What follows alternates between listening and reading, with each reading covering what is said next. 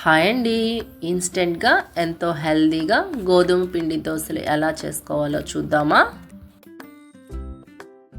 కావాల్సిన ఇంగ్రీడియంట్స్: ఒక కప్పు గోధుమ పిండి, ఒక స్పూన్ సాల్ట్, ఇంకా వాటర్ యాడ్ చేసుకోవాలి. మనకి దోశ బ్యాటర్ కన్సిస్టెన్సీ వచ్చేదాకా సరిపడా వాటర్ని కూడా యాడ్ చేసుకోవాలి. సో ఈ మిక్సర్ని యూజ్ చేసి మనం బాగా మిక్స్ చేసుకోవాలి. ఉండలు ఏమీ లేకుండా చూసుకొని మిక్స్ చేసుకోవాలి. ఉండలుంటే మనకి దోశ అనేది రాదు. సో మనం ఉండలు లేకుండా ఒక స్మూత్ దోశ బ్యాటర్ లాగా రెడీ చేసుకోవాలి. సో చూసారు కదా, ఇక్కడ స్మూత్గా కలుపుకున్నాము.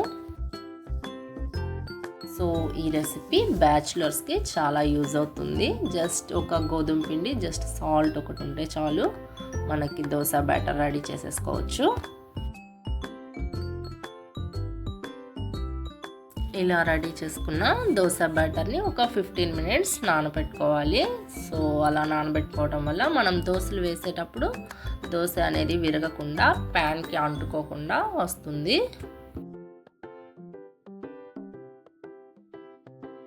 ఆఫ్టర్ 15 minutes మనం దోశలు వేసుకోవచ్చు. సో చూసారు కదా, ఒక 15 నిమిషాల తర్వాత పిండి ఇలా నానింది.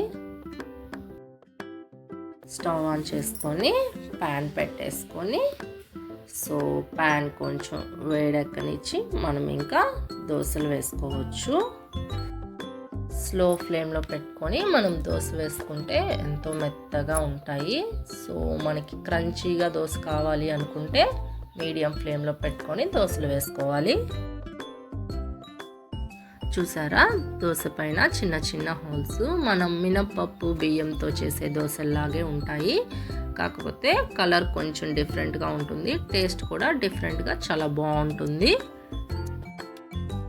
ముందు రోజే నానబెట్టాలి, పులియబెట్టాలి అనే పని లేకుండా ఎంతో టేస్టీగా, ఈజీగా తయారు చేసుకోవచ్చు ఈ దోశని. ట్రై చేసి ఎలా ఉందో చెప్పండి. Thank you.